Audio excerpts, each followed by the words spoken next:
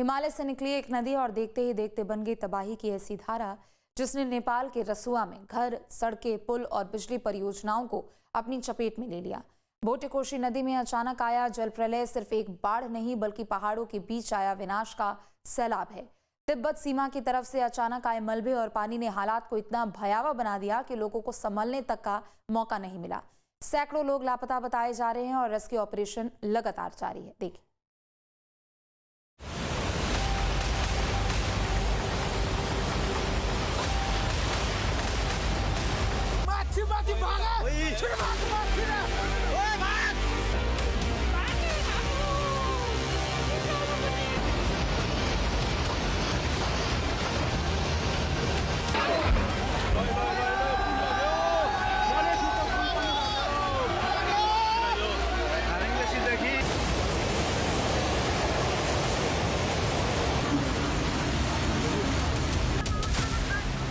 ये तस्वीरें नेपाल के उस इलाके की हैं जहां कुछ मिनटों में पानी ने जिंदगी का पूरा नक्शा ही बदल दिया।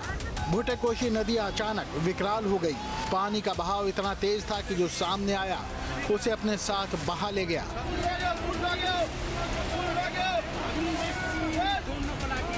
सड़कें गायब, पुल बह गए, मकान और गाड़ियां मलबे में दब गईं और नदी किनारे मौजूद इंफ्रास्ट्रक्चर प्रोजेक्ट को भी भारी नुकसान पहुंचा। रसुआ जिले के टिमुरे और शाफ्रुबेसी इलाके इस आपदा से सबसे ज्यादा प्रभावित हुए।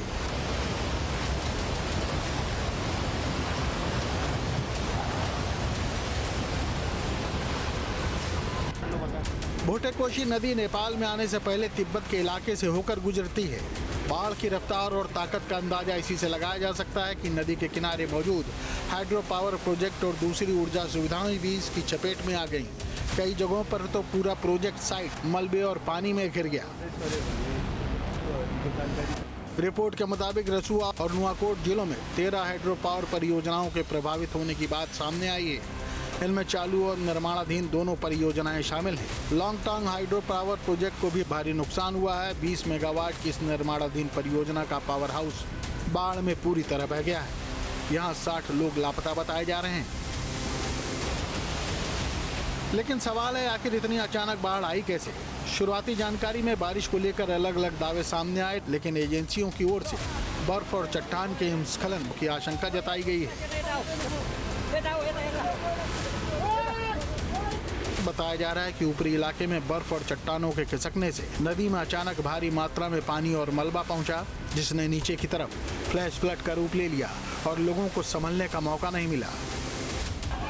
शुरुआती आकलन के मुताबिक नेपाल की तरफ से आया एक बर्फीला हिमस्खलन लेंदे नदी में गिरा और उसने नदी का रास्ता रोक दिया। इसके बाद पानी जमा होता गया और अचानक नीचे की तरफ बह निकला। इस नदी का पानी आगे चलकर भोटेकोशी नदी के सिस्टम में गया, जिससे वहां बाढ़ आ गई।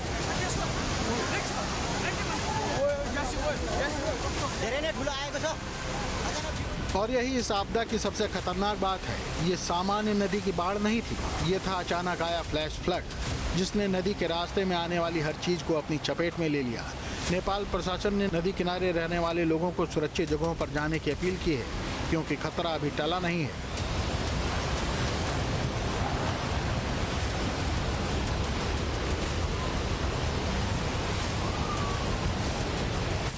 तबाही के बाद अब सबसे बड़ी चुनौती है रेस्क्यू ऑपरेशन। नेपाल की सेना और सुरक्षा एजेंसियां राहत और बचाव अभियान में जुटी हैं, लेकिन टूटी सड़कें, बह चुके पुल और जगह जगह जमा मलबा रेस्क्यू टीमों की मुश्किलें बढ़ा रहा है।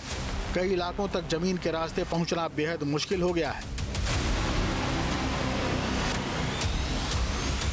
इस आपदा का असर सिर्फ स्थानीय आबादी तक सीमित नहीं है। बड़ी संख्या में यात्री और पर्यटक भी इस इलाके में फंसे बताए जा रहे हैं।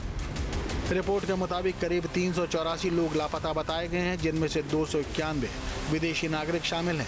इनमें भारत, अमेरिका, ब्रिटेन, मलेशिया और दक्षिण कोरिया समेत कई देशों के लोग शामिल हैं। भारत के लिए भी ये खबर बेहद अहम है। लापता यात्रियों की सूची में भारतीय नागरिकों के होने की जानकारी सामने आई है। ऐसे में भारतीय परिवारों की चिंता भी बढ़ गई है। हिमालय में अचानक आने वाली ऐसी आपदाएं नई नहीं हैं। भोटेकोशी और इसके आसपास का इलाका बेहद संवेदनशील है, जहां ऊंचे पहाड़, ग्लेशियर, तेज ढलान और नदी के बेहद करीब बसी आबादी, इन सभी वजहों से यहां अचानक आने वाली बाढ़ बेहद घातक साबित हो सकती है। इस बार भी शुरुआती जांच में बर्फ और चट्टान के बड़े पैमाने पर खिसकने की आशंका सामने आई है। हालांकि आपदा की सटीक वजह और घटनाक्रम की पूरी तस्वीर जांच के बाद ही साफ हो पाएगी। आपको बता दें कि भोटे-कोशी नदी तिब्बत से निकलकर नेपाल में आती है और आगे जाकर सुनकोशी नदी में मिल जाती है। यही सुनकोशी नदी आगे चलकर सप्तकोशी नदी बनती है, जो भारत के बिहार में प्रवेश करती है। नेपाल में आई बाढ़ की आफत के बाद यूपी के महाराजगंज में भी अलर्ट घोषित किया गया है, जहां गंडक नदी के बढ़ते जलस्तर ने चिंता बढ़ा दी है।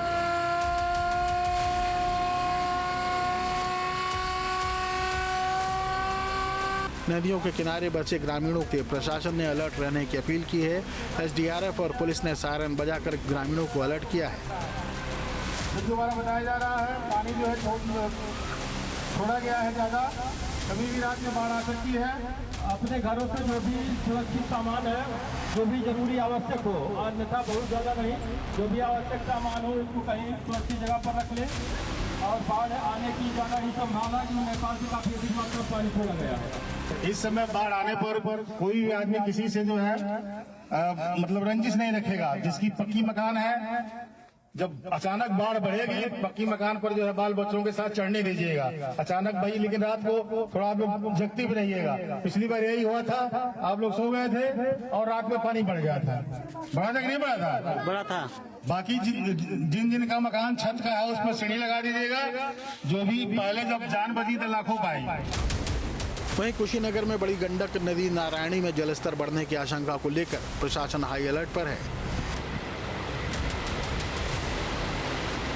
वाल्मीकि बैराज से 2.5 से 3 लाख क्यूसेक पानी आने की संभावना जताई जा रही है। प्रशासनिक अधिकारी नदी किनारे संवेदनशील गांवों में पहुंचकर ग्रामीणों से हालात का जायजा ले रहे हैं। आपको जानकारी प्राप्त हुई होगी कि नेपाल तिब्बत बॉर्डर पे जो है एक ग्लेशियर लेक के फटने से जो है कुछ पानी का बहाव तेज हुआ है, और पानी के बहाव तेज होने की वजह से ये संभावना व्यक्त की गई थी कि अगले कुछ घंटे में 15 घंटों के बाद में कुछ पानी जो है एक्स्ट्रा पानी हमारे जनपद में नदी में आ सकता है। तो नारायणी नदी और वहाँ पे त्रिशूली नदी जो है वो इसके लिए प्रभावित हुई है। तो हम लोग लगातार टच में हैं। जो वाल्मीकि बैराज है वर्तमान में वहाँ पे स्थिति जो है कंट्रोल में है, और आज की डेट में वर्तमान में हमारे पास लगभग 1 लाख क्यूसेक पानी जो है 1,10,000 क्यूसेक पानी के आसपास यहाँ पे अभी है। और पिछली बार जब बाढ़ आई थी 5,62,000 क्यूसेक पानी जब छोड़ा गया था, तब यहाँ पे बाढ़ की स्थिति बनी थी। तो अभी जो हमको जानकारी मिल रही है कि अभी सिचुएशन अंडर कंट्रोल है। मैं सभी गाँववासी जनपदवासियों को ये कहना चाहूँगा कि किसी को पैनिक होने की आवश्यकता नहीं है, लेकिन चूँकि कोई भी चीज़ अगर होती है तो उसकी तैयारी अच्छे से करने के लिए हम लोग, हमारा दायित्व है। उसी क्रम में हमारी टीम आज हम लोगों ने हर जगह मोबिलाइज की है। पिछले साल भी भोटे-कोशी में आई बाढ़ से नेपाल को बड़ा नुकसान हुआ था।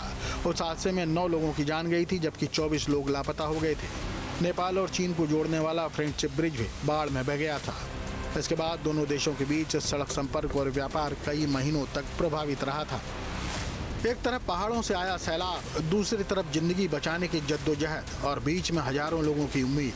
नेपाल में रेस्क्यू ऑपरेशन अभी जारी है। लापता लोगों की तलाश की जा रही है। क्षतिग्रस्त सड़कों और पुलों को बहाल करने की कोशिश भी हो रही है, और नदी के निचले इलाकों में रहने वाले लोगों को लगातार सतर्क किया जा रहा है। पीएम बालेन ने सशस्त्र पुलिस बल, नेपाली सेना और नेपाल पुलिस को तैनात करने के निर्देश दिए हैं।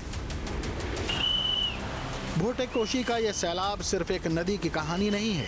ये हिमालय में बढ़ते आपदा जोखिम की एक और भयावह तस्वीर है, जहां पहाड़ों के ऊपर होने वाला एक हादसा कुछ ही मिनटों में सैकड़ों किलोमीटर नीचे बसे इलाकों के लिए खतरा बन सकता है।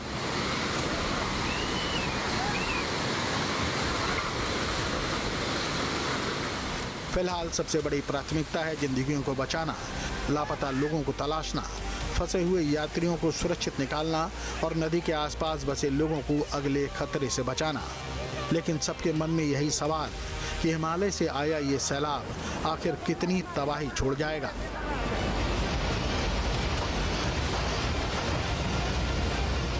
Team news state.